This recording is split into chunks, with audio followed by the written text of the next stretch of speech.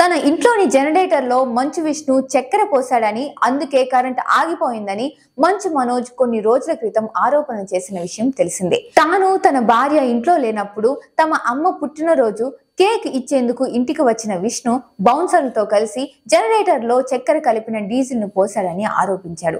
ఆ సమయంలో తమ తల్లి, 9 నెలల కూతురు, బంధువులు మాత్రమే ఇంట్లో ఉన్నారని తెలిపాడు. అర్ధరాత్రి జనరేటర్లు పనిచేయలేదని, విద్యుత్ హెచ్చుతగ్గులు ఏర్పడ్డాయని, ప్రమాదం జరిగేలా కుట్ర చేశారని మనోజ్ ఆరోపించారు.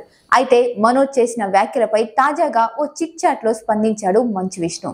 మంచు కుటుంబం నుంచి వస్తున్న most prestigious project Kannappa.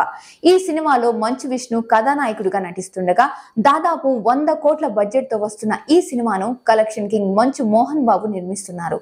April 25న world wide గా ప్రేక్షకుల ముందుకు రాబోతోంది ఈ చిత్రం. ఈ సందర్భంగా వరుస ప్రమోషన్లు నిర్వహిస్తున్నారు చిత్ర బృందం. ఈ సినిమా ప్రమోషన్ భాగంగా ఎక్స్ లో అభిమానులతో ముచ్చటించారు విష్ణు. వారు అడిగిన ప్రశ్నలకు సమాధానం ఇచ్చారు. ఒక నెటిజన్ కామెంట్ చేస్తూ, ఇంత మంచిగా రిప్లై ఇస్తున్నావు, మంచి మనసు నీది, ఎందుకు ఆ రోజు మనోజ్ ఇంట్లో ఉన్న జనరేటర్ లో చక్కెర పోశారు అని అడిగాడు. దీనికి మంచు విష్ణు సమాధానం ఇస్తూ, ఫ్యూయల్ లో చక్కెర పోస్తే మైలేజ్ పెరుగుతుందని వాట్సాప్ లో చదివాను, అందుకే పోశానంటూ చెప్పుకొచ్చాడు.